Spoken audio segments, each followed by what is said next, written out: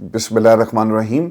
अस्सलाम वालेकुम नाज़रीन, मैं हूँ इरफान हाशमी और आपको प्रोग्राम में खुश आमदीद कहता हूँ। तारीफ़ उस रब्बुल इज़्ज़त के लिए जिसकी तरफ हम सबको लौट कर जाना है और जिसके हुजूर हम सबको एक दिन पेश किया जाएगा। दोस्तों, आज 31 दिसंबर है, दिन है बुध का, और आज की हमारी ये दूसरी वीडियो है। 4 खबरों पर तफसील से हम बात करेंगे। पहली खबर, पाकिस्तान तहरीक इंसाफ को वार्निंग जारी की गई है, और ये वार्निंग किसी और की तरफ से नहीं बल्कि अलीमा खान ने जारी की है। ये वार्निंग क्या है, और पाकिस्तान तहरीक इंसाफ माइनस इमरान खान क्या तहरीक चलाएगी, और अलीमा खान इमरान खान की रिहाई के लिए माइनस पीटीआई तहरीक चलाने का क्या अब ऐलान करने जा रही हैं, या आने वाले कुछ दिनों के अंदर जो लोग तहरीक इंसाफ के अंदर इमरान खान की रिहाई को लेकर इतने ज़्यादा संजीदा नहीं है, जब ये मुलाकात होगी तो उनके लिए जेल से क्या पैगाम आएगा, इसका मुकम्मल हाल अहवाल मैं आपके सामने रखूँगा आज की इस नशिस्त के अंदर।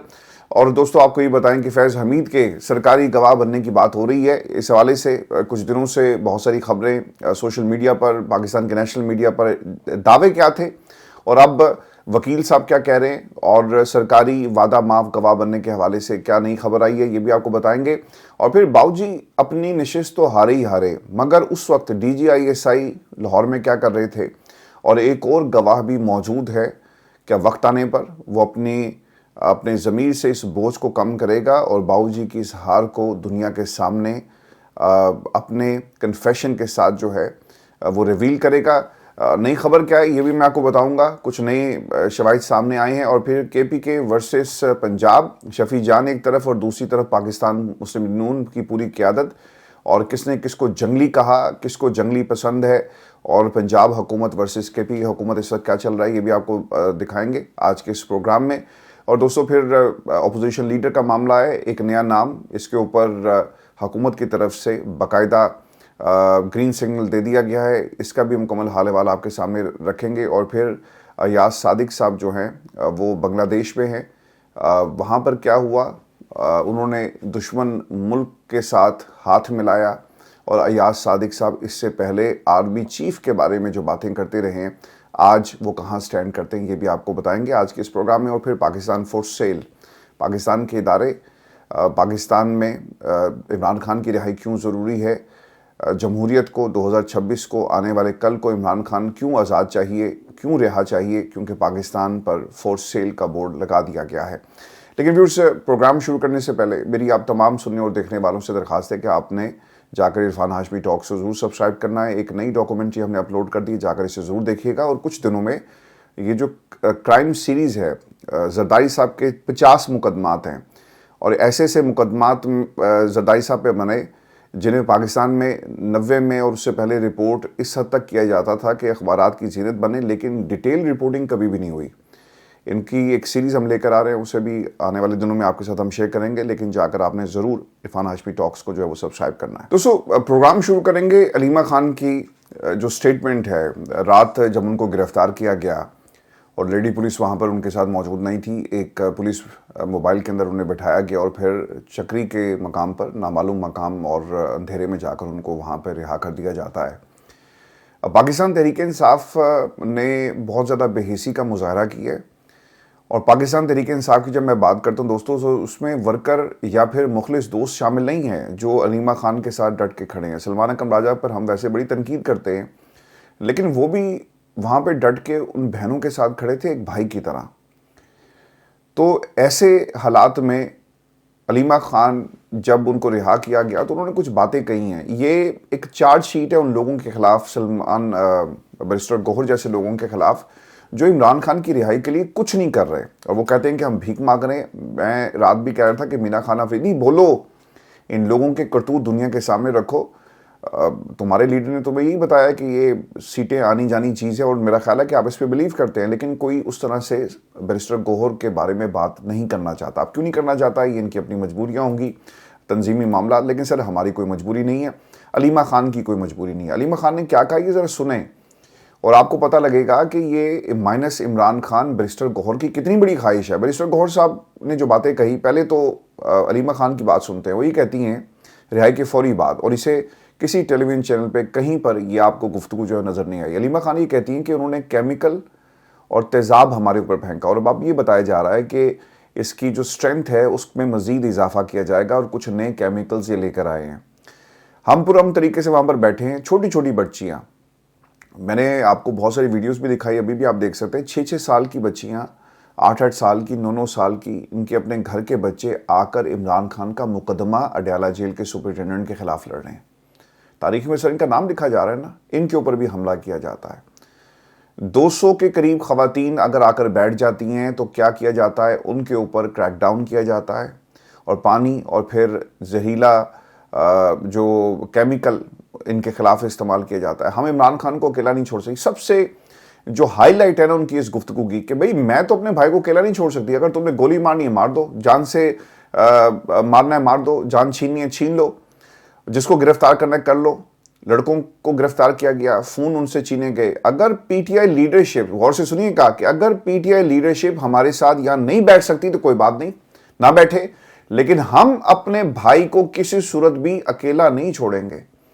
عمران خان 2.5 مہینے سے قید تنہائی میں, آپ کو کوئی فکر ہے تو آپ ادھر آ جائیں. آپ عمران خان کو نا امید نہ کریں, آرڈروں پر نہ آئے. ہم دل سے آتے ہیں, ہمارے ساتھ جو بیٹھتے ہیں ہمیں ان سے حوصلہ ملتا ہے. میں نے آپ کو کل بھی کہا تھا نا, اور یہ تصویر بھی کسی دوست نے شیئر کی ہوئی تھی, کہ 91 کے قریب کے پی اسمبلی میں ان کے جو ایم پی ایز ہیں, 108 سم تھنگ ان کے آپ کو ملیں گے پنجاب اسمبلی میں. اسی طرح قومی اسمبلی میں بھی سر 100 کے قریب ہیں. یہ 300 کے قریب لوگ بنتے ہیں, 300 کے قریب لوگ. اگر 300 لوگ بھی آ کر بیٹھ جائیں اور پوری پاکستان کی 3 جو بڑی پارلیمان ہیں, ایک قومی اسمبلی اور پھر کے پی اسمبلی, پنجاب اسمبلی, آپ کے لا میکرز آ کر اڈیالہ کے باہر بیٹھے ہوں گے, تو یہ دنیا کی سب سے بڑی ہیڈ لائن ہوگی کہ پوری اسمبلی جو ہے وہ اڈیالہ کے باہر بیٹھی ہوئی ہے اور وہ انصاف مانگ رہی ہے, لیکن کسی کو یہ توفیق نہیں ہوتی. کہنے کی ضرورت تھی, جن کے گھر آپ جا کر ملاقاتیں کرتے ہیں, جن کو سینٹر بنانے کی کوشش کرتے ہیں, وہ کتنی دفعہ جا کر علیمہ خان اور باقی لوگوں کے ساتھ بیٹھتے ہیں. 1-2 دفعہ میں نے ان کی ویڈیوز دیکھی ہے, لیکن یہ کہنے کی بات نہیں ہے. یہ کوئی حکم آئے گا, کوارڈینیٹر صاحبہ کہیں گی کہ سارے پہنچو, چیف آرگنائزر صاحبہ, تو سب پہنچیں گے؟ نہیں. جنہیں عمران خان کے ساتھ کوئی مطلب ہوگا, اس تحریک کے ساتھ کوئی مطلب ہوگا, وہ خود ہی آئے گا کہ یار آج ہم نے اپنے لیڈر کو رہا کروانا ہے اور ہم نے جانا ہے. تو وہ تمام لوگ جنہوں نے عمران خان کے نام کو استعمال کیا, آج علیمہ خان نے ان کے خلاف علم بغاوت جو ہے بلند کر دیا ہے, اور یہ پاکستان تحریک انصاف کی قیادت کو ایک بہت بڑی وارننگ ہے. اور مجھے تو ایسا لگ رہا ہے, جو میری اسیسمنٹ ہے, کہ جب یہ دروازے کھلیں گے اور کوئی بہن اندر جائے گی نا, وہ یہ بیرسٹر گوہر کے کرتوت خان صاحب کے سامنے رکھے جائیں گے, اور اگر نہیں تو رکھنے چاہیے.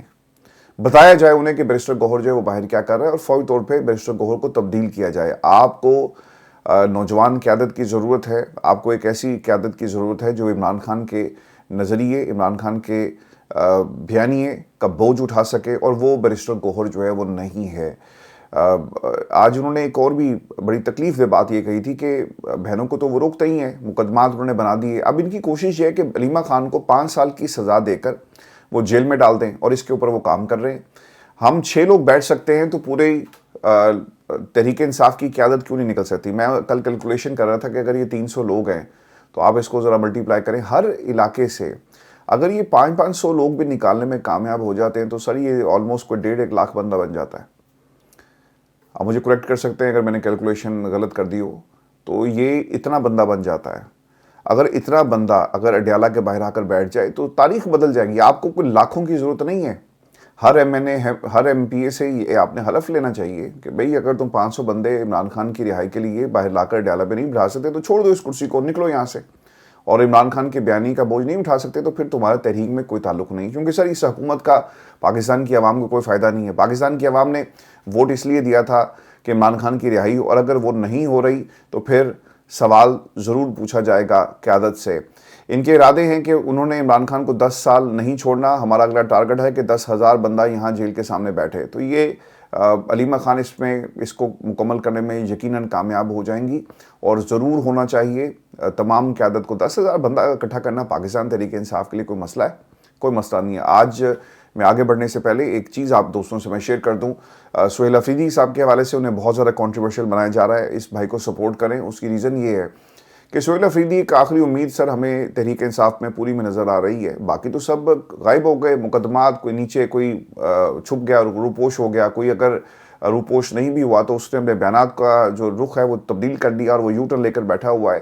سہیل افریدی یقیناً پاکستان تحریک انصاف کے لیے ایک بہت بڑی ایک امید کی کرن ہے, اور ان کے بارے میں جو نئی کنٹروورسی انہوں نے چھوڑی ہے وہ یہ ہے کہ دیکھیں جی اگر انہوں نے کال دے دی، اور بڑے بڑے جو اینکرز ہیں جن کے ملینز میں ویوز آتے ہیں، اور مجھے حیرانگی ہوتی ہے کہ وہ پاکستان میں وہ کون سا طبقہ ہے جو ان کو دیکھتا ہے یا پھر یہ پیڈ ویورشپ ہے۔ ایک بندے نے ٹی وی پر بیٹھ کر کہا کہ جناب سہیل افریدی کے لیے بڑا چیلنج ہے۔ اچھا جی چیلنج کیا ہے؟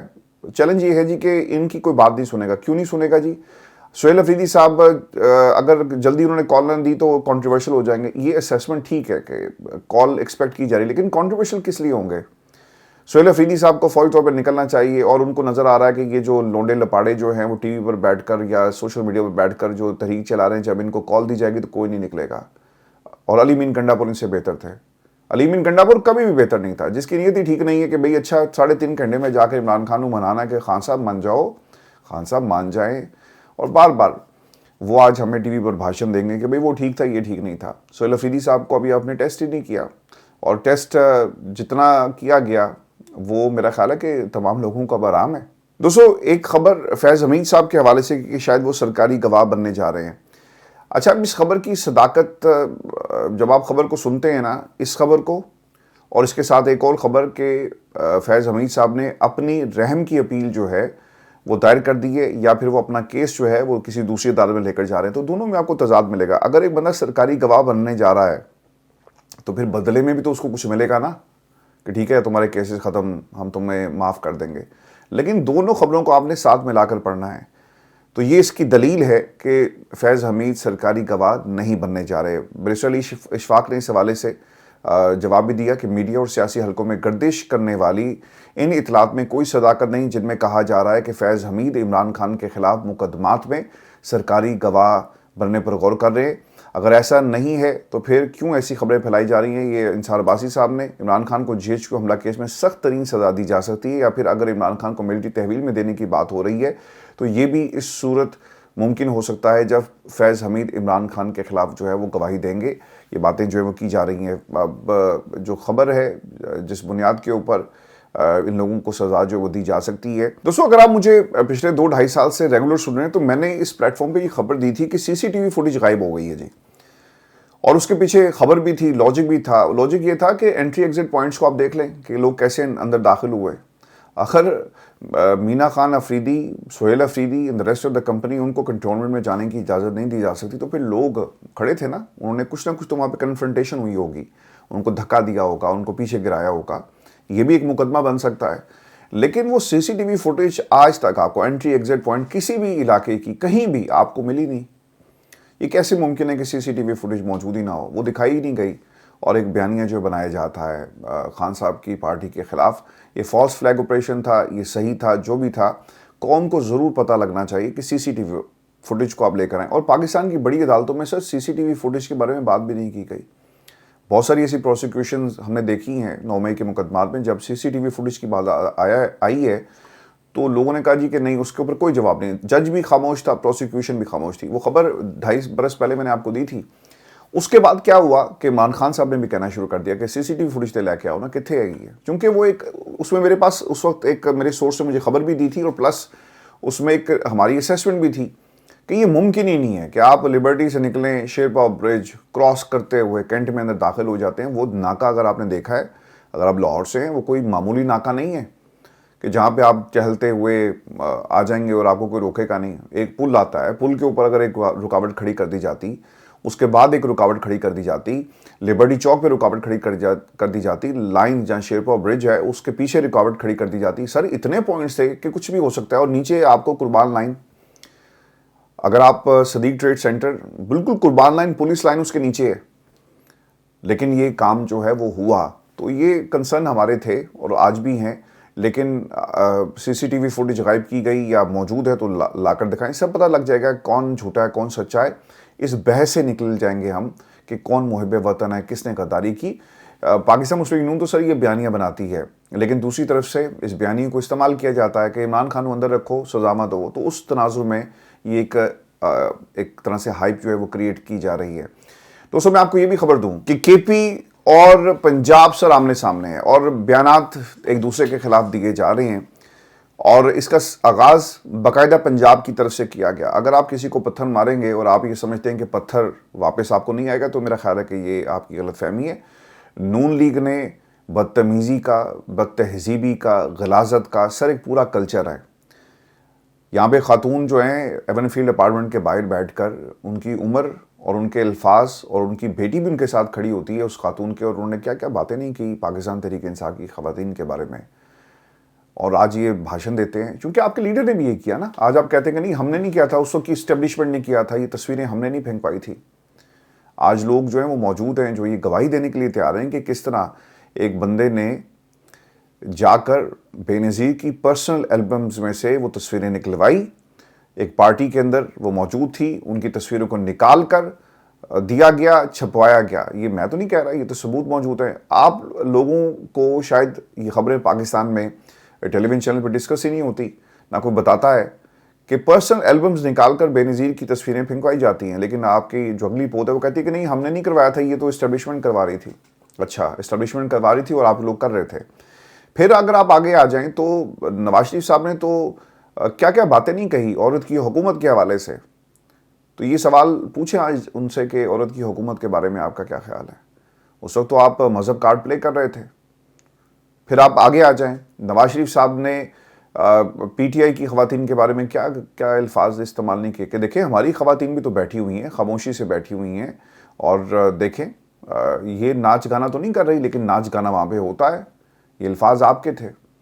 پھر عطا تارڑ صاحب جو آج چھلانگے مار رہے ہیں کہ دیکھیں انہوں نے کیا کر دیا. آپ نے باقاعدہ ہاتھ کے غلیظ اشارے کیے پارلیمان میں، قانون جو آئین کی کتاب تھی اس کو ہاتھ میں لے کر. یہ تو شاید آپ کو یاد نہیں ہوگا. عظمیٰ بخاری صاحبہ جو ہیں جو آج باتیں کر رہی ہیں، میں تو حیران ہوں کہ یہ کس منہ سے یہ باتیں کر لیتی ہیں. ان کے ماضی کے مریم کے بارے میں اور پھر جس جماعت سے ان کا تعلق تھا، یہ جو باتیں کرتی رہی ہیں، کیا ان کے ڈیجیٹل فٹ پرنٹس مٹ جائیں گے؟ نہیں مٹیں گے. آج یہ لڑائی کس بات پہ؟ شفیع جان نے ایک بیان دیا ہے، تنازع جو کھڑا ہو گیا. جی تنازع کیا ہے؟ تحریک انصاف کے حامی صحافی بھی اس پر تنقید کر رہے ہیں. شفیع جان نے کہا کہ عظمیٰ بخاری سیاسی خانہ بدوش ہیں، وہ پختونوں کے بارے میں جنگلی جیسے القابات استعمال کرتی ہیں. ہمیں نہیں معلوم تھا کہ انہیں جنگلی بہت پسند ہے. وہ ہمیں پہلے بتاتی تو ہم ان کے لیے کوئی جنگلی لوگوں کا بندوبست کر دیتے، یہ ان کی خواہش بھی پوری ہو جاتی. دیکھیں یہ بات کسی عورت کو کہنا میرا نہیں خیال کہ یہ درست ہے.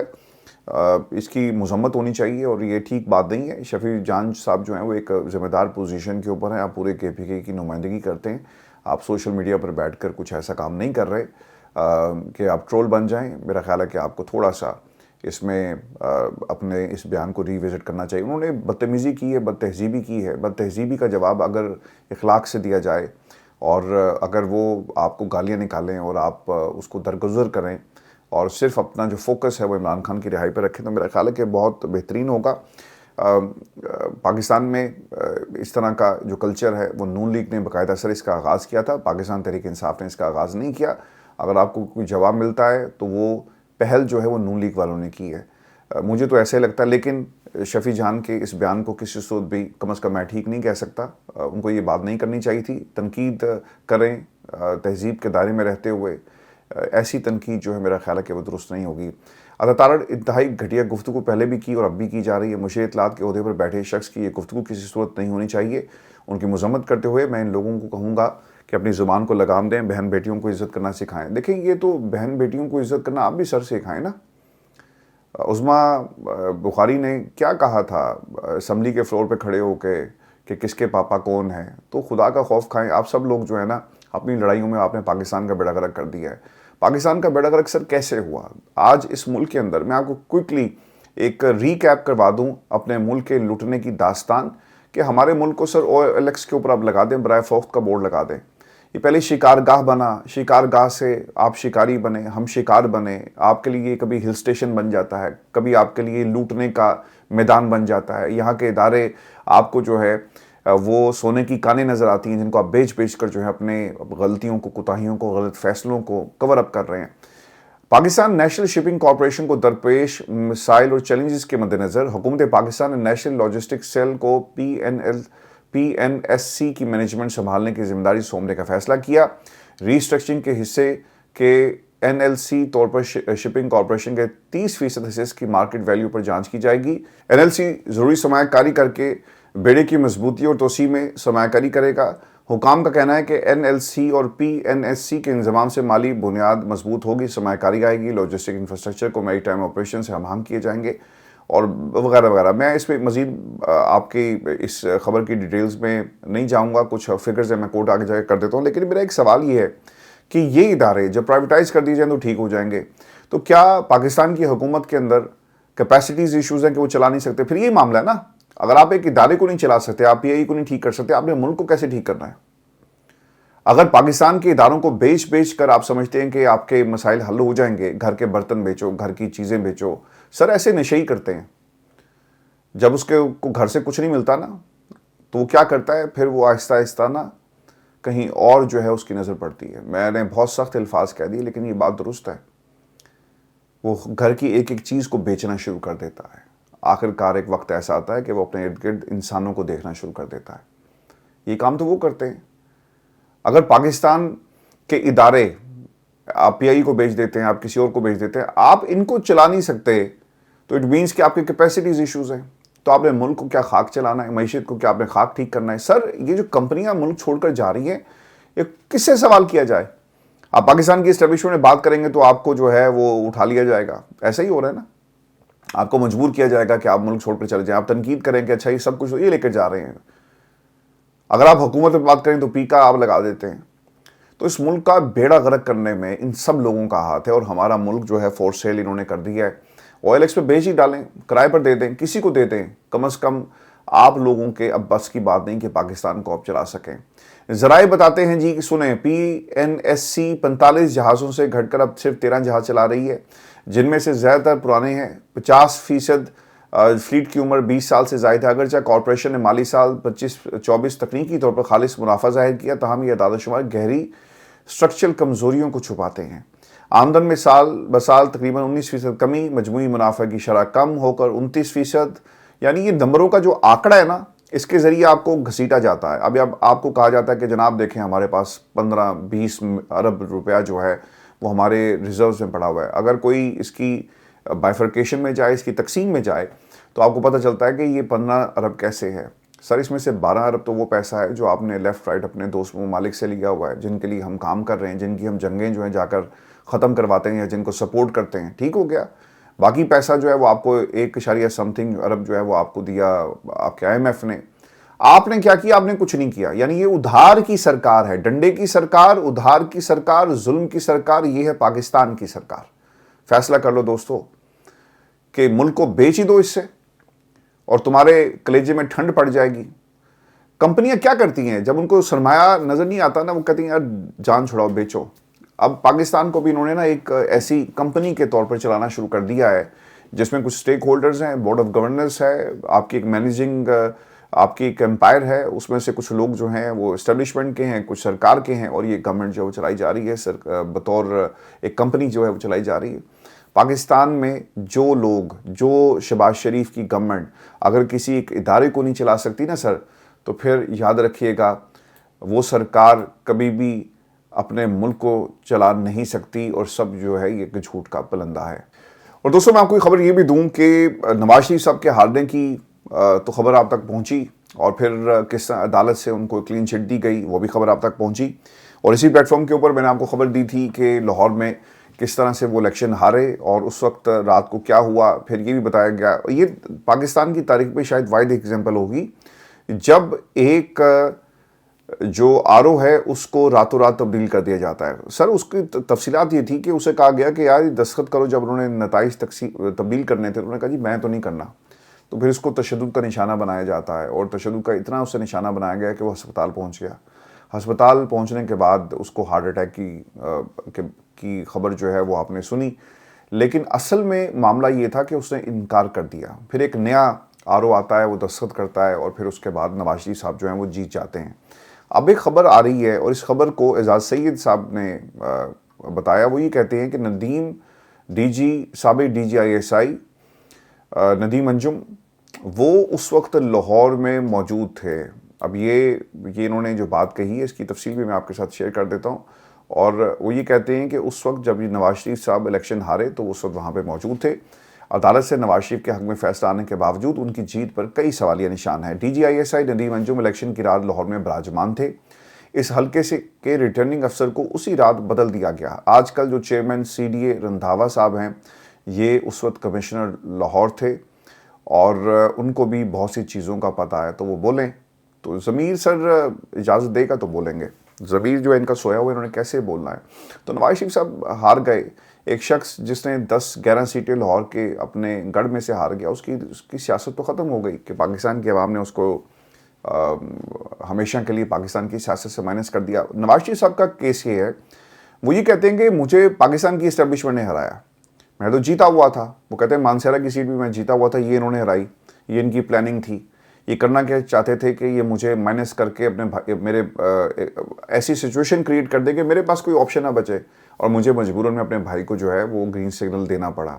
یہ کبھی بھی مجھے اس کرسی پہ بٹھانا نہیں چاہتے تھے۔ سر یہ معاملہ نہیں ہے، آپ کو اس کرسی پہ آپ کی بیٹھنے کی خواہش ہوگی، لیکن انہوں نے بھی تو ٹیسٹ کیا نا کہ لیٹس سی کہ نواز شریف جو ہے وہ عمران خان کے مقابلے میں میدان میں اتر رہا ہے اور 5-6 سال کے بعد پاکستان کی سیاست میں واپس آ رہا ہے، تو عوام کا اس کے بارے میں کیا خیال ہے؟ ذرا زور تو لگا کر دیکھیں۔ تو وہ ان کو آپ کی حیثیت، آپ کی اوقات، سیاسی اوقات جو پتہ لگ گئی۔ تو یہ آپ کے ساتھ ہوا ہے۔ اب وہ یہ کہتے ہیں کہ نہیں، میں تو آج بھی مقبول ہوں، آج بھی پاکستان کی عوام مجھ سے پیار کرتی ہے۔ نواز شریف یاد آتا ہے کہ نہیں آتا؟ تو مریم یہ باتیں کرتی ہیں۔ تو انہوں نے نواز شریف کو سیاسی طور پہ زندہ رکھنے کے لیے، نون لیگ تو پورا زور لگا رہی ہے، لیکن یہ کب کاٹا جو ہے ان کے نام پر لگا دیا گیا؟ نواز شریف صاحب کا یہ خیال ہے کاٹا لگا، ضرور لگا، لیکن وہ انہوں نے نہیں لگایا، وہ پاکستان کی عوام نے لگایا ہے۔ دوستو آپ کو یہ بھی خبر دیں کہ ایاز صادق صاحب پہنچ گئے ہیں جی بنگلہ دیش، اور وہاں انہوں نے بنگلہ دیش کی سابق وزیر اعظم خالدہ ضیاء کے جنازے میں شریک ہوئے، اور تصویریں آ رہی ہیں جی۔ اب تصویریں کیا ہیں؟ یہ ایاز صادق صاحب نا ہمیشہ کوئی نہ کوئی کنٹروورسی کریٹ کرتے ہیں۔ ایاز صادق صاحب کو حوالدار کہتے ہیں، یہ جو اچکزئی صاحب ہیں، وہ خبر کیا ہے وہ بھی میں آپ کو آگے چل کر بتاتا ہوں، کیونکہ ان کے اپوزیشن لیڈر بننے کی بات ہو رہی ہے۔ اچھا، ایاز صادق صاحب وہی شخصیت ہے جنہوں نے جنرل باجوہ کے بارے میں کہا کہ ماتھے پہ پسینہ تھا، ان کی ٹانگیں جو ہیں وہ کانپ رہی تھی، وہ آئے، انہوں نے کہا کہ یہ ہو جائے گا، وہ ہو جائے گا، بھارت حملہ کر رہا ہے۔ تو آج انہوں نے جا کر اسی بھارت سے، جس کے بارے میں پاکستان نے ایک جنگ جیتی، پاکستان ایک بیانیہ، پاکستان کا ایک سٹانس ہے، ہمارا دشمن ملک ہے، ہم ان کے ساتھ ہاتھ نہیں ملائیں گے، وہ ہمارے بچوں کو ماریں، ہمارے گھروں پہ بم پھینکیں، اور آپ جا کر ان کے ایک بندے سے جو ہے وہ ہاتھ ملاتے ہیں، وزیر خارجہ جے شنکر سے ہاتھ ملا رہے ہیں۔ تو یہ اس کا جواب اب کون دے گا؟ اگر ان سے پوچھے گا نا، کہیں گے وہ سامنے آگے تھے اور ہم نے سلام لے لیا، تو یہ پاکستان کے لیے بڑا مشکل ہو جاتا اگر ہم سلام نہ لیتے۔ بھائی کریٹ کرتے سچویشن، اپرچونٹی جو انہوں نے حاصل کی اور ہاتھ میں لا لیا، تم کہتے کہ بھائی ہم تو ہاتھ نہیں ملائیں گے، پہلے حساب دو ان بچوں کا جنہیں بہاولپور میں تم نے شہید کیا۔ آج وہ لوگ جن کے بچے شہید ہوئے وہ سوچ رہے ہوں گے نا کہ یار دیکھو آج اس حکومت کے ساتھ انہوں نے ہاتھ ملا لیا۔ نون لیگ والوں نے جواب اس کا دیا جی کہ وہ بڑے مشہور ہیں وہاں پہ، مشہور ہوں گے جی، بالکل ہوں گے، کیونکہ اسپیکر صاحب یہ وہی ہیں جنہوں نے آپ کے آرمی چیف، ہمارے آرمی چیف کے بارے میں یہ باتیں کہی تھی کہ ٹانگیں کانپ رہی تھی، پسینہ تھا۔ تو انڈیا نے تو اس بات کو اٹھانا تھا۔ آپ تو نورین نیازی کے بارے میں بات کرتے تھے کہ دیکھو بھارت کے میڈیا پر بیٹھ کر پاکستان کے خلاف ہماری جنگ ہوئی ہے، ان کے ساتھ بیٹھ کر آپ بات کریں۔ بھائی وہ تو میڈیا تھا، آپ نے تو سیدھا جا کے سرکار کے ساتھ ہاتھ ملا لیا۔ تو اس کے اوپر ضرور سوال کیا جائے۔ مجھے نہیں، میرے علم میں نہیں ہے، آپ ضرور بتا سکتے ہیں کہ شاید کوئی کیس بھی انہوں نے درج کر دیا ہے کہ بھارتی میڈیا کو، لیکن بیانیہ انہوں نے پورے زور سے بنایا۔ خبر دوستو انہی سے جڑی یہ ہے کہ ایک تو یہ جو محمود خان اچکزئی ان کو اپوزیشن لیڈر یہ بنانے کی تیاری کی جا رہی ہے۔ پاکستان تحریک انصاف کے عمر ایوب کو اپوزیشن لیڈر سے ہٹائے جانے کا کیس واپس لے لیا گیا ہے، اور پاکستان تحریک انصاف نے عمر ایوب کو نہ ہٹائے جانے کے حوالے سے پشاور ہائی کورٹ سے رجوع کیا۔ پی ٹی آئی نے پشاور ہائی کورٹ میں ریٹ پٹیشن دائر کی۔ اسپیکر قومی اسمبلی نے نئے اپوزیشن لیڈر کی تعیناتی میں رکاوٹ اسی وجہ کو جو ہے قرار دیا، اور پی ٹی آئی نے پشاور ہائی کورٹ سے کیس واپس لے کر اسپیکر کو آگاہ اب وہ کریں گے، اور پی ٹی آئی چیئرمین برسٹر گوہر اور عامر ڈوگر اسپیکر چیمبر میں موجود تھے اور کاغذات جمع ہو گئے ہیں، یہ خبر آ رہی ہے۔ اور قومی اسمبلی میں اپوزیشن لیڈر کی نامزدگی پر اسپیکر کی جانب سے اٹھائے گئے اعتراضات دور کر کے پاکستان تحریک انصاف نے کاغذات دوبارہ جمع کروا دیے ہیں۔ چیف وپ عامر ڈوگر نے اپوزیشن لیڈر کی نامزدگی کے کاغذات قومی اسمبلی کے سیکرٹری لیجسلیشن مشتاق خان کو پیش کیے۔ اب اہم سوالات جو اس سے جڑے ہوئے ہیں کہ وزیر اعظم بار بار مذاکرات کی بات کر رہے ہیں، تو کیا وہ محمود خان اچکزئی کو اپوزیشن لیڈر بننے دیں گے؟ یہ بھی ایک اہم سوال ہے، اور یا اس میں مزید رکاوٹیں جو ڈالی جائیں گی جس سے یہ ثابت ہو کہ جسچر جو آپ اس وقت دے رہے ہیں اس کی नेक नीयती पे ये मबनी है या फिर ऐसे ही सब कुछ जो है संजीदगी जो है वो नहीं दिखाई जा रही। लेकिन एक चीज़ इसमें दोस्तों ज़रूर है कि अचकज़ई साहब स्पीकर को बार बार हवलदार कहते रहें। कैसा वो मंजर होगा जब अचकज़ई साहब खड़े होकर उसी स्पीकर के सामने तकरीर कर रहे होंगे और वो भी सोचता होगा ना कि यार मैंने हवलदार कहता है। तो फिर इनका रोज़ाना की बुनियाद पे जब भी असम्बली का फ्लोर लगेगा इनका जो है वो टाकरा होगा। अपना ख्याल रखें। आपसे कोशिश में करूँगा कि एक और वीडियो करें। कुछ खबरें रह गई हैं वो आपको अगली वीडियो में देंगे और आज ही देंगे इंशाल्लाह। अल्लाह निगहबान।